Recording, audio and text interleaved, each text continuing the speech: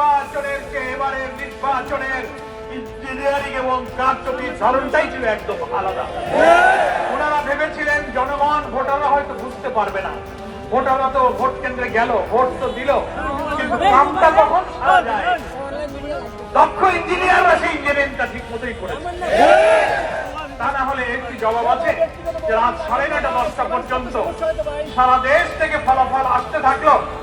11 দলীয় ঐক্যে জামাত ইসলামী সহ সারা দেশ থেকে একের পর এক 9:30 10টা পর্যন্ত বিভিন্ন আসনে বিপুল বিজয়ের খবর যখন আসতে থাকলো, মানুষ জন আকাঙ্ক্ষা হিসেবে অপেক্ষা করছিল সংখ্যাগরিষ্ঠ আসনে 11 দলীয় ঐক্য জামাত ইসলামী বিজয়ী হয়ে সরকার গঠনের মতো সংখ্যাগরিষ্ঠতা ইনশাআল্লাহ লাভ করবে। সেখানেই রাত 10টার দিকে 9:30 10টার দিকে নির্বাচনী ফলাফল ঘোষণা সব সম্প্রচার বন্ধ করে দেওয়া হলো। বন্ধ করা হলো কেন? দীর্ঘ সময় বন্ধ করে দিয়ে এর মাঝখানে কি ইঞ্জিনিয়ারিং, কি রহস্য তৈরি করা হয়েছে, আর জামাত ইসলামী 11 দলীয় ঐক্যের বিজয়ের খবর আর আসে না। সব অল্প অল্প ভোটের ব্যবধানে তাদেরকে পরাজিত দেখানো হতে লাগলো।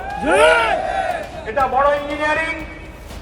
সাংবাদিকরা প্রশ্ন করেছিলেন আমাদের আমিরে জামাত, আজকে জাতীয় সংসদের বিরোধী দলীয় নেতা ডক্টর শফিকুর রহমান এমপির কাছে, যে আপনারা যে ইলেকশন ইঞ্জিনিয়ারিং এর কথা বলেন,